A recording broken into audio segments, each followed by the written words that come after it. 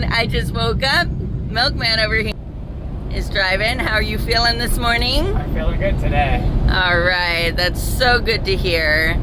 And what has gone on this morning while I was sleeping? We got our load offloaded. All right, and so where are we headed now? We're heading home because there aren't any loads. There's no loads. Okay. And so we've got no choice. We gotta head for home. There's nothing out here. So okay. If there is something they want to haul for free, and we aren't gonna do that. We aren't hauling somebody's stuff for free. So. All right. And where are we here? My goodness, look how beautiful. We are in the Siskiyou Pass. No, we're in the Snoqualmie Pass. All right. Did we just pass Highway 18? Yes, we did. Yeah, it's right back there, yeah. Yep. This is an area we know pretty well because when we hauled for Amazon, we were up here all the time, going across Snoqualmie. It's much better in the summer than in the winter. Yeah, I'm just glad we're getting through all this stuff before it starts snowing, you know. Because I took all the auto socks and all that out of the truck. It's June, but it's no surprise. There's always a time in June where it usually snows. I mean, it's not an uncommon thing. It's always like out at our place, it's going to get down to almost freezing. It might freeze, and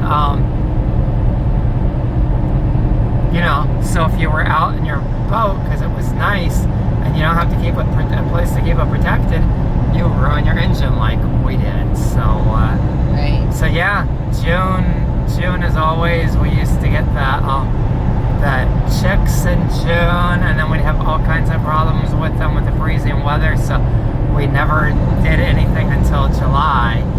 July was good, but June, there was always some time in June where we were going to get a freeze. And so, and here it is. It's happening this weekend right now. So, yeah. Yeah. Woo!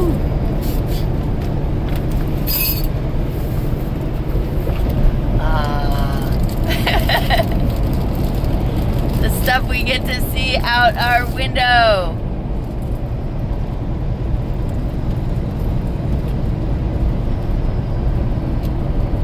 Alright, I'm having also a little situation whereby my one computer, the one that I use the most, I always have a spare. I have to have a spare of all the electronics because everything just, when it goes out, and then like my 2 hard drives went out. I sent them in. Between the 2 of them, it costs, even though I pay for Geek Squad, I pay a yearly membership to Geek Squad. These 2 hard drives are costing, between the 2 of them, $2,000 to fix. But I paid the $2,000. You know, yeah, that's a lot of money, but I needed it, so so I was willing to do it. But the problem is, it still takes like 6 to 8 weeks to get it done. So I'm without all of my business records for 6 to 8 weeks, and so the same thing. Oh my goodness! Why is my computer? Look, my computer is listening to me. Oh my gosh, this road is so bad. Yeah, it sure is.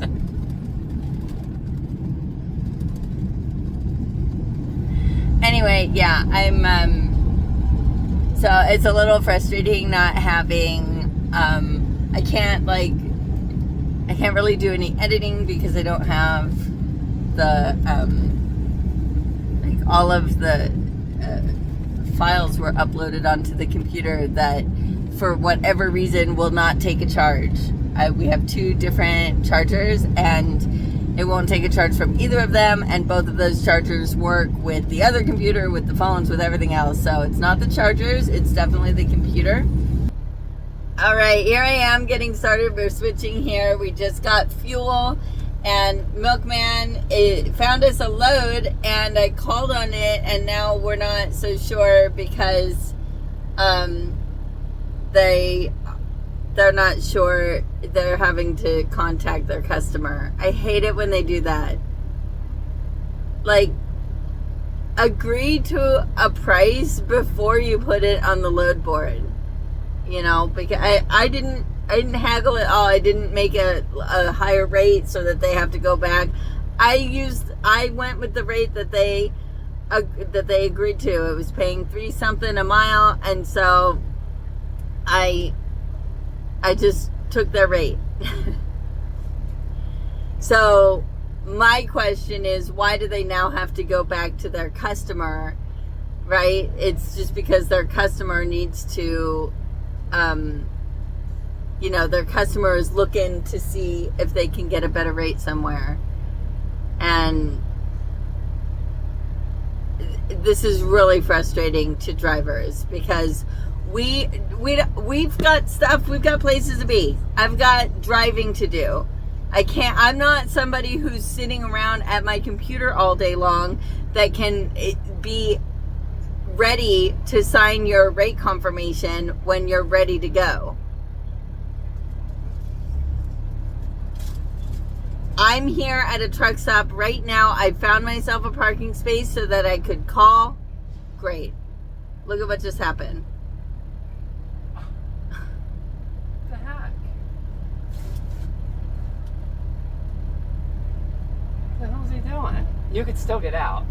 You can get out. And I think I will now mean, while what is he doing? Anyway, so this is really frustrating to me. I don't know what's going on here, but see that white line that guy is walking at? That's the limit line. That's where when you pull up after fueling, the front of your truck is supposed to be at that line, not the back of your truck. And so here he is now, kind of in front of me. I think because it's so wide over here, I'm going to be able to get out anyway, which I was about to get out, and then he pulled up and just stopped right there. And I was like, what the heck are you doing? All right, here we are at, whoops, what's going on here?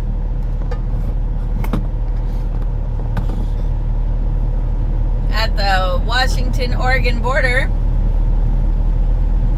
And we are in a big backup. We don't know why. It happened all of a sudden. We came over a hill and everybody was at a dead stop. I see some orange signs, so I'm wondering if one of the lanes is closed, or I don't know. You got the summertime and then you got the wintertime when the roads. Look at what's going on over here. We got people trying to get around. We got people trying to block. Sheesh, can't we all just get along? Nope, not here. Here's the thing, people. This is very common, where a trucker will try to block the lanes. And so that trucker in the left lane was trying to get in front.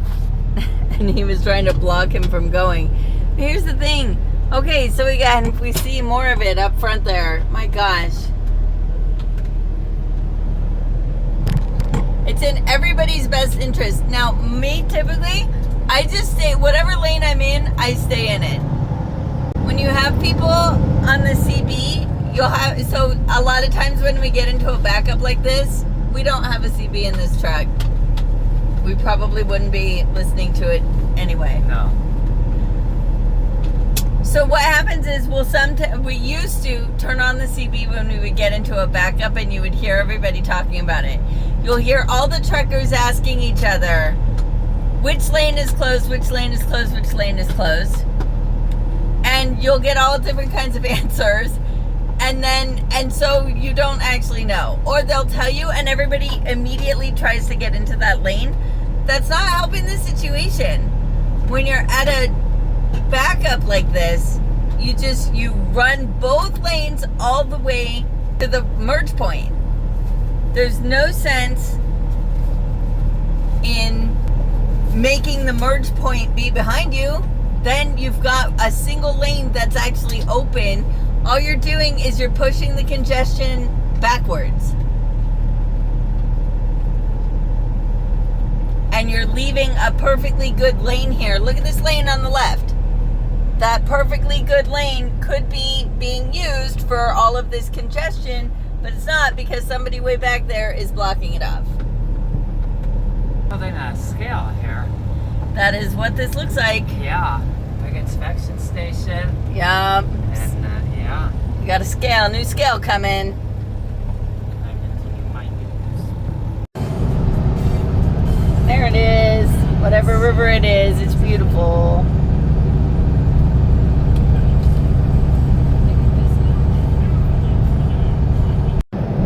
All right, 5:45 in the afternoon, and we still got a rainbow.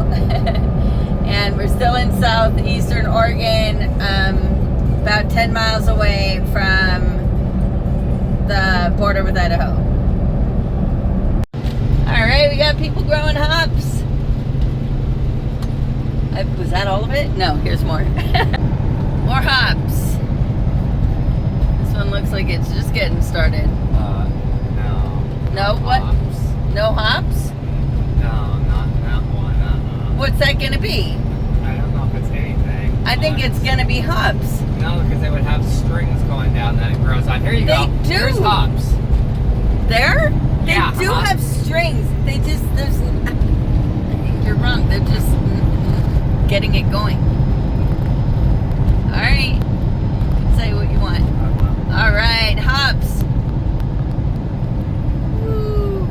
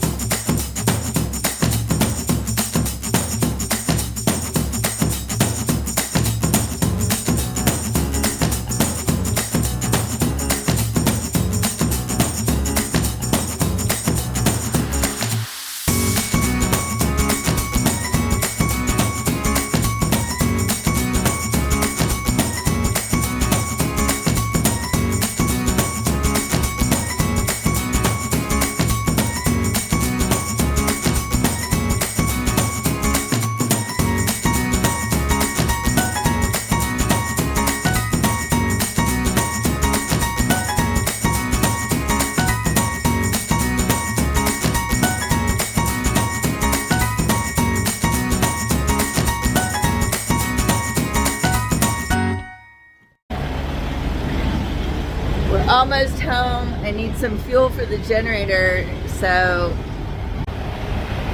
here's the gas can. I'm not quite sure how to get it undone.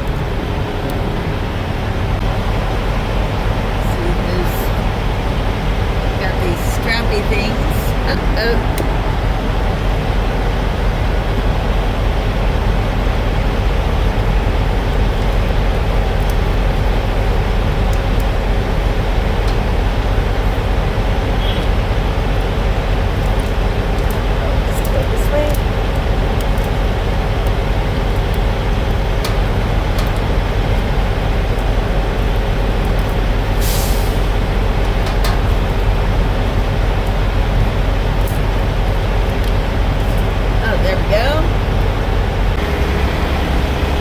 Okay, so we're at the fuel island, but we have to go over there to the gasoline.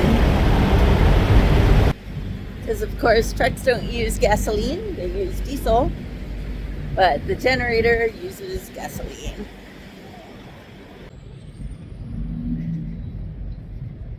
And then after that, I'm gonna take a 10-100 and go maybe also fill up a little bit of a drink.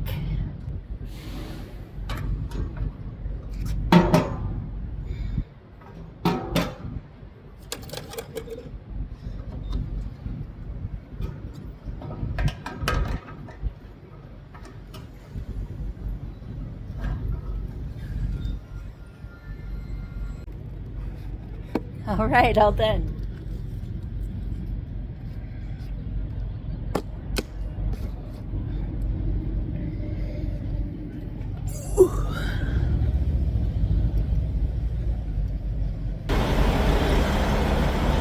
All right.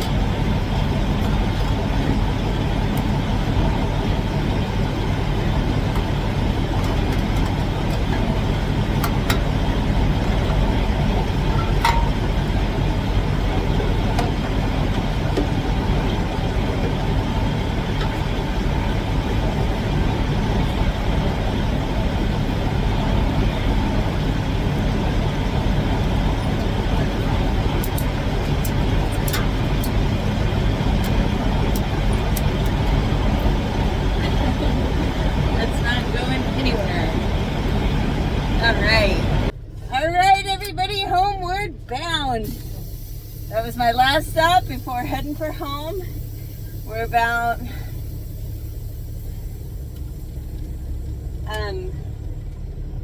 34 miles away. It'll probably take us about 45 minutes.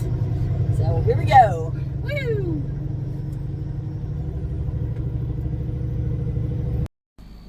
All right, as usual, I forgot to do a wrap up, but so I'm doing this wrap up as I am editing. What ended up happening, we got home safe and sound. I do appreciate that you watched the video to the end. Thank you for watching. We will catch you next time.